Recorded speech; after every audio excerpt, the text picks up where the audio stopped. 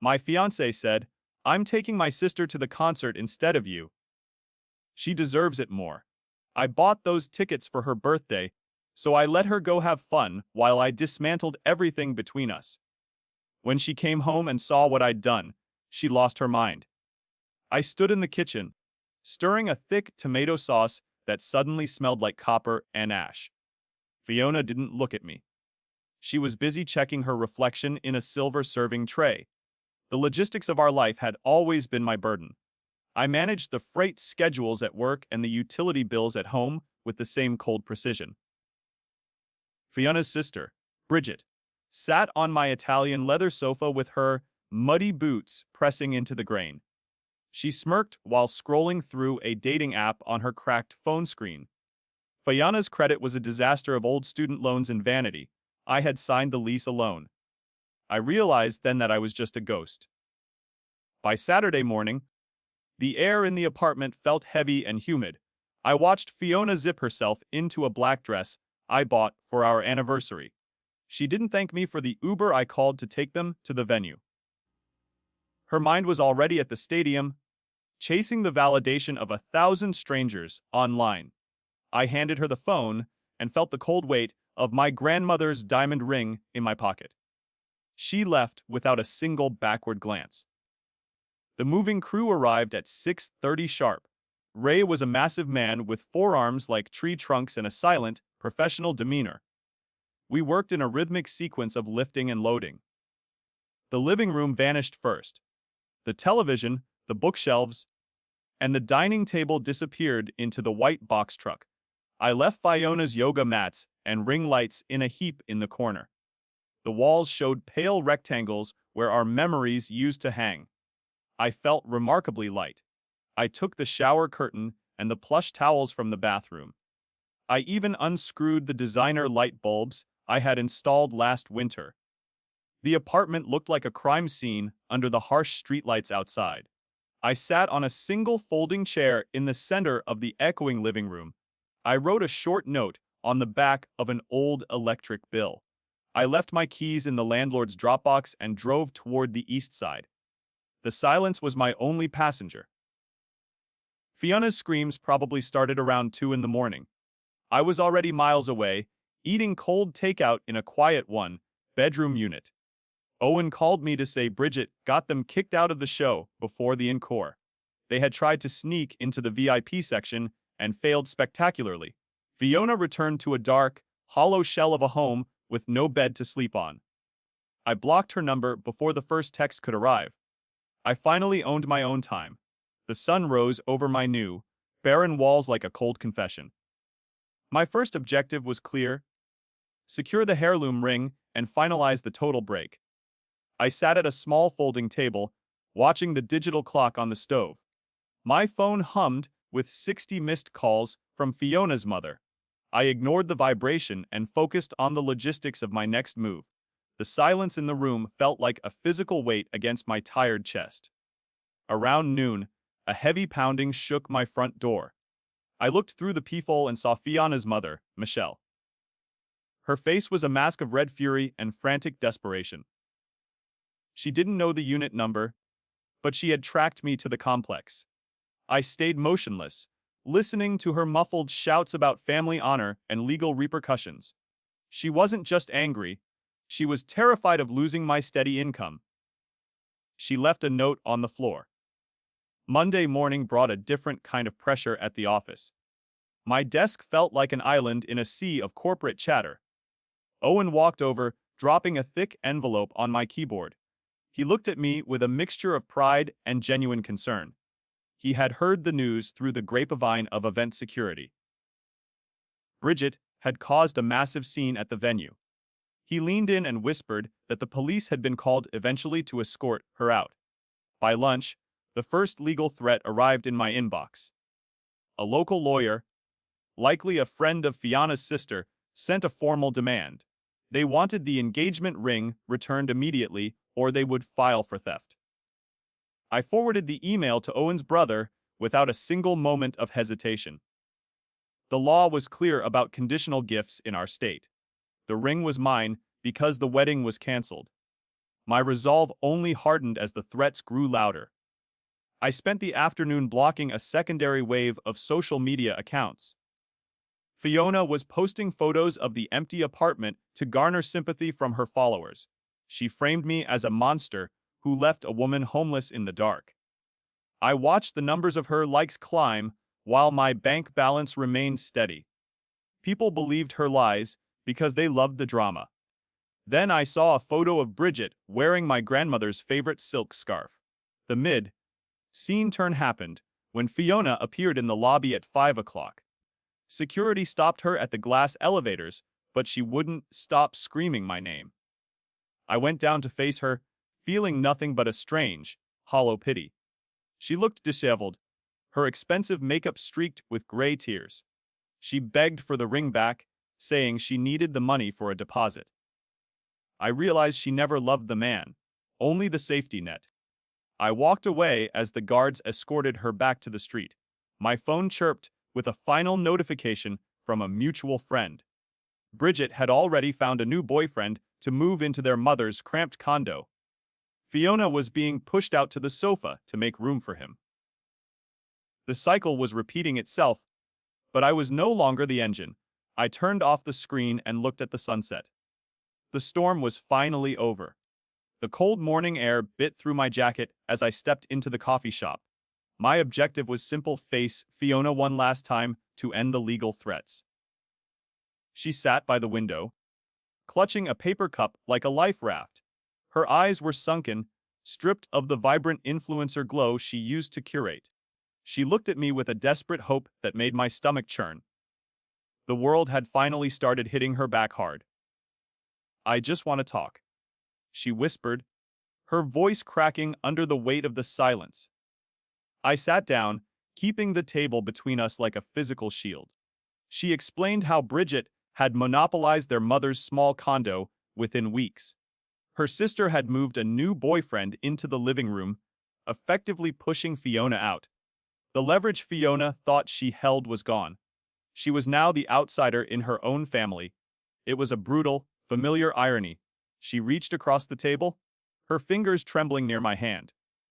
"The lawyer was Bridget's idea, not mine," she claimed, looking for an easy out. I didn't believe her for a second. I pulled my hand away and set a legal document on the scarred wood.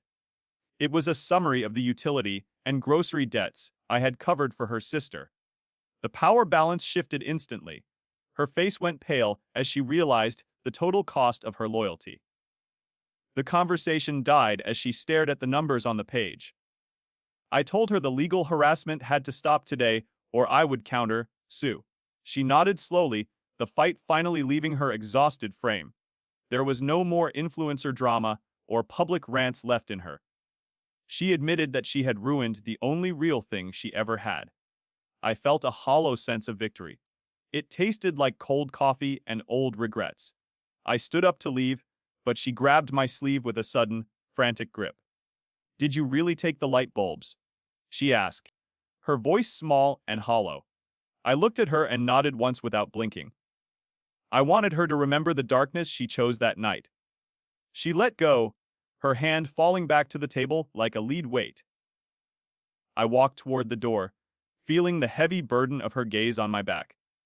The street was crowded with people rushing toward their own complicated lives. I felt a strange sense of clarity as I breathed in the exhaust fumes. Owen called me just as I reached my car to check in.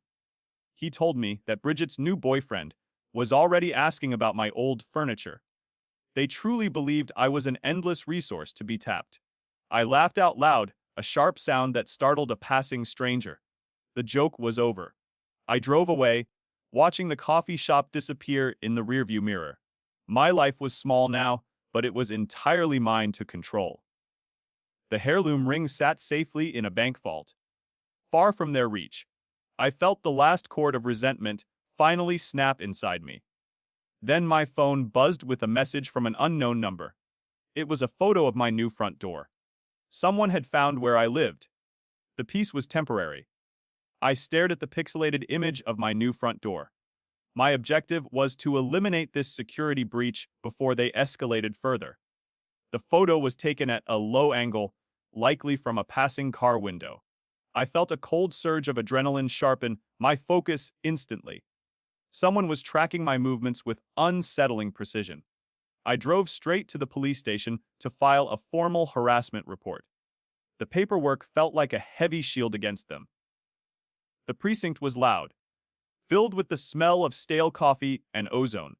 A board officer took my statement while glancing at the clock.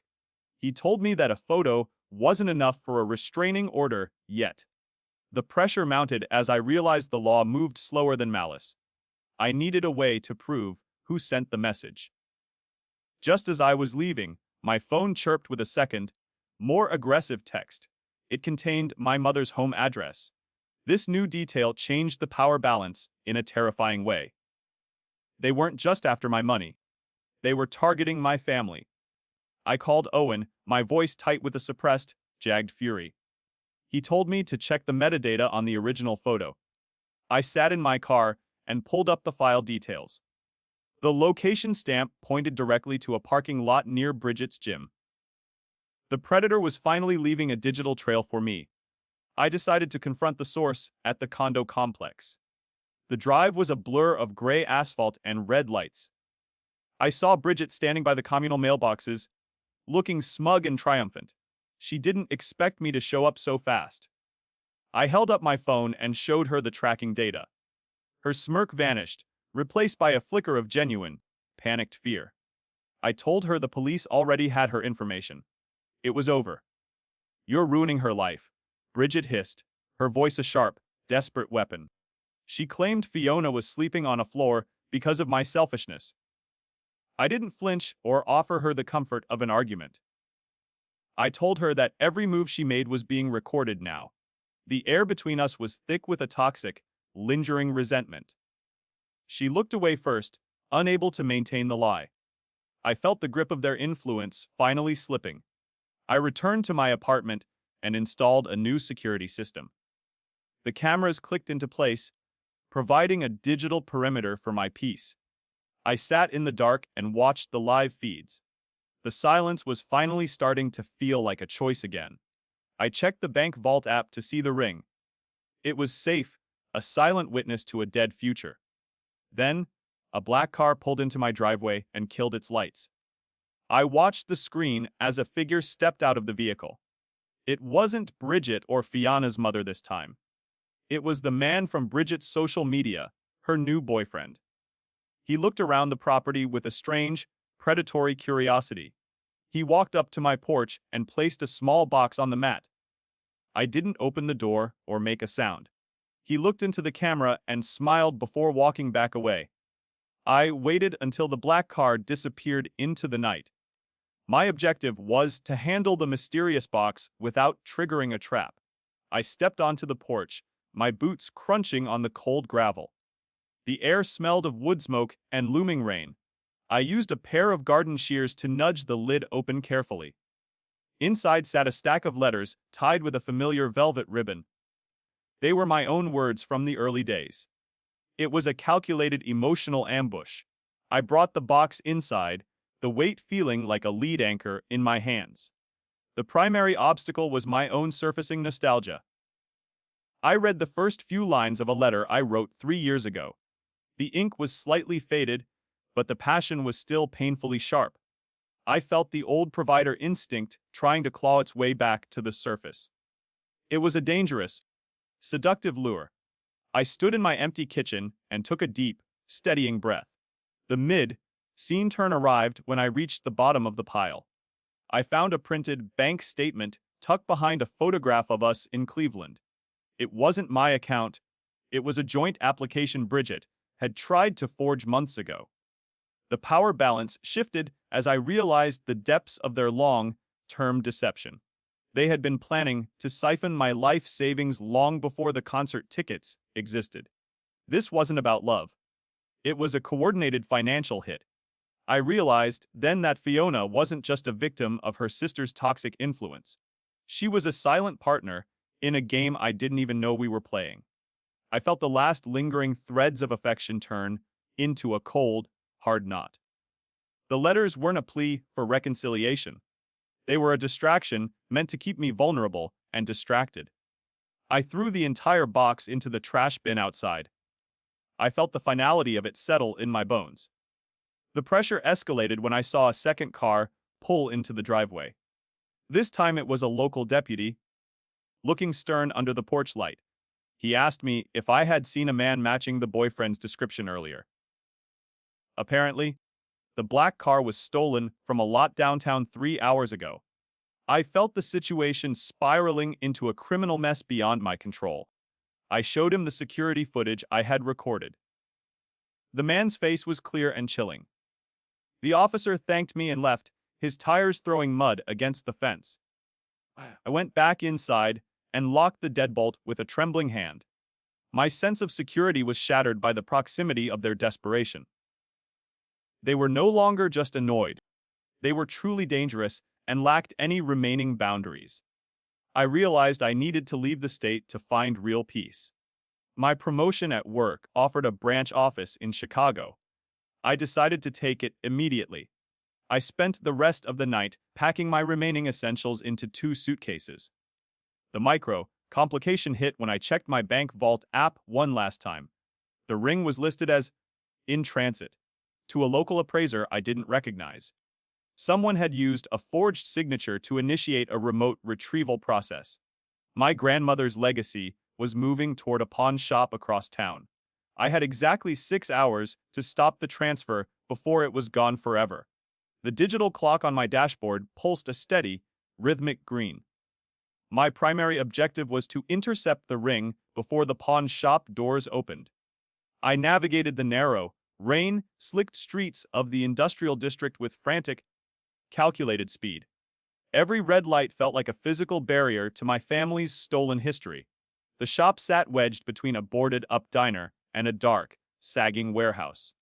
I killed the engine and watched the front entrance. The cold air tasted like iron and the coming winter. My pulse hammered against my ribs. I waited in the shadows while the morning mist began to thin. The obstacle was the appraiser, a man named Silas with a reputation for absolute discretion. He arrived early, his keys jingling like loose change in the silence. I stepped out of the car before he could turn the deadbolt. He looked at me with a weary, practiced suspicion that made my skin crawl. I explained the forgery, showing him the police report from the night before. He didn't blink or move. He just stared at my phone with flat eyes. The turn happened when he pulled a thick, leather-bound ledger from his desk. He opened a heavy safe and produced the ring, its diamond catching the weak light. But there was a new detail that shifted the power balance instantly. The paperwork used to authorize the release was signed by my own mother. I felt the ground fall away beneath my feet as I stared at her familiar script.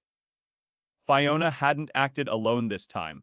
She had manipulated my mother's fading memory to gain access. My own family had been weaponized against me. She told me you were in deep trouble. My mother's voice echoed in my head. I stood in the cramped shop, feeling the crushing weight of their total betrayal. Silas watched me, his hand hovering near the silent alarm button under the counter. I realized that Fiona had played the ultimate long game of emotional leverage. She had visited my parents' house while I was busy dismantling the apartment. She knew exactly which buttons to press to get what she wanted. It was a flawless, cruel execution.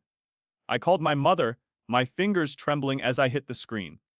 She answered on the third ring, her voice sounding small and terribly confused. She admitted that Fiona had come over crying about my supposed gambling debts. Fiona had convinced her that selling the ring was the only way to save me.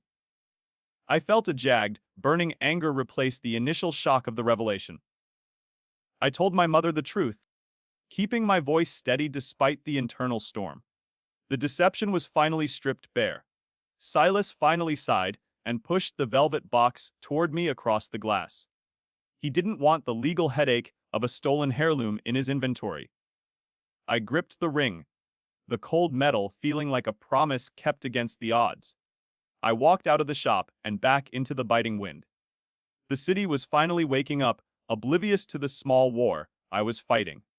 I had the ring, but the emotional cost was higher than I ever imagined. The bridge was gone. I drove toward my parents' house to secure the rest of our valuables. The drive took 40 minutes through heavy, gray morning traffic that felt like sludge. I found Fiona's car parked in the driveway, its engine still warm to the touch. She was inside, likely trying to finish what she had started with my mother. I didn't hesitate as I pushed open the front door without a key. The house smelled of lavender and the fake sincerity of a desperate woman. I was done. Fiona stood in the kitchen, her hand resting on my mother's frail shoulder. She looked at me, and for the first time, her expression was one of pure, naked malice. There was no more crying or pleading for a second chance today. She realized the ring was back in my possession, and the game was up. I told her to leave before I let the sheriff handle the forgery charges. She didn't say a word as she grabbed her purse. The mask had finally cracked. She walked past me, the scent of her perfume lingering like a ghost. I turned to comfort my mother, but the complication hit me like a physical blow. My mother wasn't looking at me with relief or understanding. She was staring at the doorway with a look of absolute, terrified confusion. She didn't recognize me as her son in that moment of high stress. The trauma of the deception had pushed her mind over a silent, invisible edge. I was now a stranger. I knelt by my mother's chair, the ring box biting into my palm. My primary objective was to ground her back in reality. The living room smelled of dust, and the tea Fiona had brewed to poison the well. I spoke softly, reciting childhood memories like a desperate prayer for recognition. Her eyes remained cloudy, darting toward the empty hallway where the intruder had fled. The pressure intensified as I realized how deep the psychological wounds ran. She wasn't just confused. She was truly terrified of me. The obstacle grew when my father returned from the grocery store. He saw my mother's distress and dropped the heavy bags of produce. Oranges rolled across the linoleum like small, bright casualties of a war he didn't understand. He didn't see a son, he saw the monster Fiona had described for hours. I tried to explain the forgery, but he held up a trembling hand. He told me to leave before he called the police himself. The betrayal had successfully fractured my foundation. I was utterly alone. The mid-scene turn happened when I pulled the pawn shop receipt from my pocket. I forced my father to look at the date and the signature. He adjusted his glasses, his breathing heavy and ragged in the quiet kitchen. He saw the forgery and the address of the industrial pawn shop Silas owned.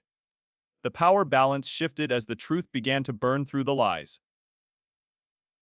He looked at the ring in my hand, then back at my mother. The realization of Fiona's cruelty finally broke his defensive stance. We sat in the kitchen while the silence stretched thin and brittle. My father apologized, his voice a low rumble of genuine, exhausted shame. He admitted they had always found Fiona a bit manipulative and self-absorbed, but they never imagined she would use my mother's health as a tactical weapon. We realized the concert tickets were just the spark for a much larger fire.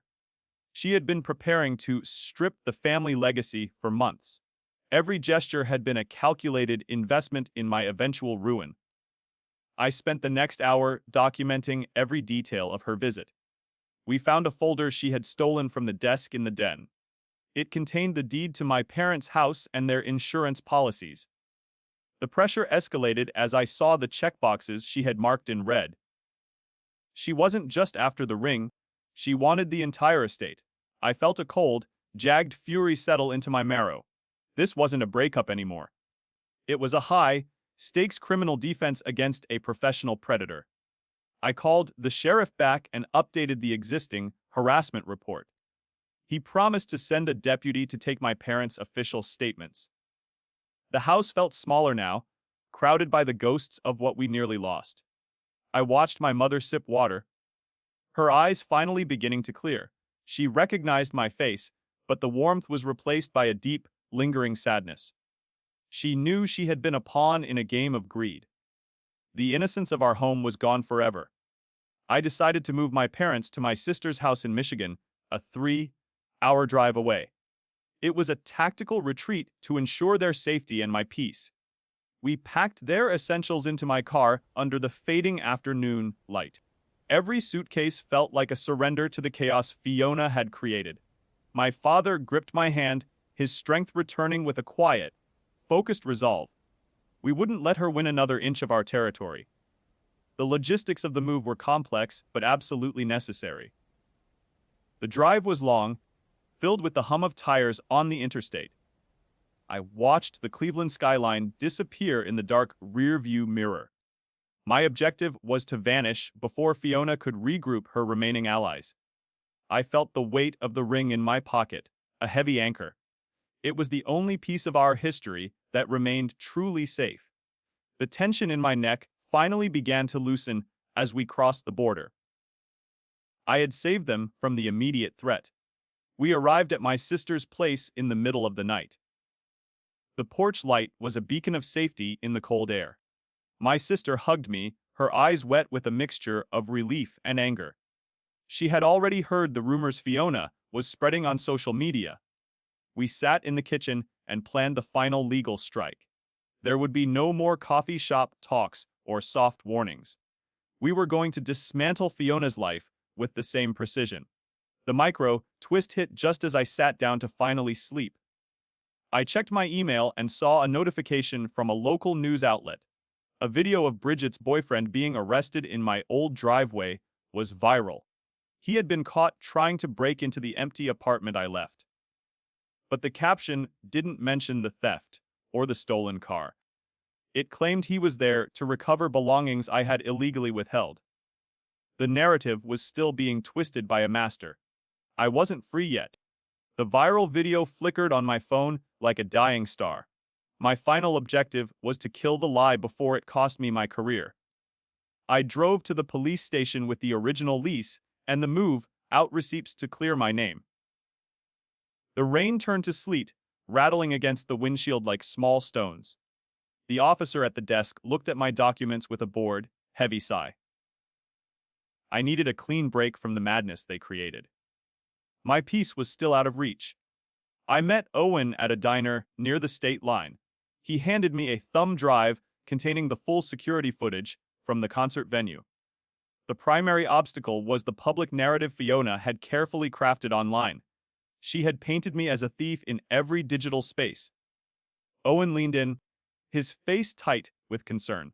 He told me the company was starting to ask questions about the viral arrest. My professional reputation was bleeding out in real time. I had to act now. I opened the file on my laptop while Owen watched the door. The footage showed Bridget being dragged out by 3 large guards. She was screaming about her status and making wild threats. Then the camera caught a new detail that changed everything. Fiona was standing by the exit, holding the stolen work laptop she had taken from my home office. She hadn't just taken the ring, she had looted my corporate gear. The power balance shifted back into my hands with a sharp click. I realized then that she was desperate for anything she could sell. This wasn't just a bitter breakup anymore. It was grand larceny against a regional logistics firm. I called our corporate legal team and sent the time-stamped video immediately. The realization of her mistake would be a slow, agonizing burn for her. I felt the last lingering threads of my guilt finally snap. She had crossed a line that led straight to a prison cell. I felt a cold, hard clarity. The pressure released as the company filed its own criminal complaint. I watched from a distance as the local news corrected the story. The narrative of the narcissistic ex crumbled under the weight of the evidence. Fiona was arrested at her mother's condo 2 hours later. I sat on my new balcony and watched the winter stars. The ring sat in my pocket, a heavy anchor of truth. I had survived the dismantling of my entire life. I was finally alone. The micro twist came when I checked my old email account one last time. I found a scheduled message from Fiona sent weeks before the concert. She had planned to leave me for a guy in Miami all along. The concert tickets were just her way of exiting with a final, cruel flourish. She never intended to marry me. I laughed at the sheer absurdity of the long game. I closed the laptop and walked into the quiet dark. My new life was just beginning.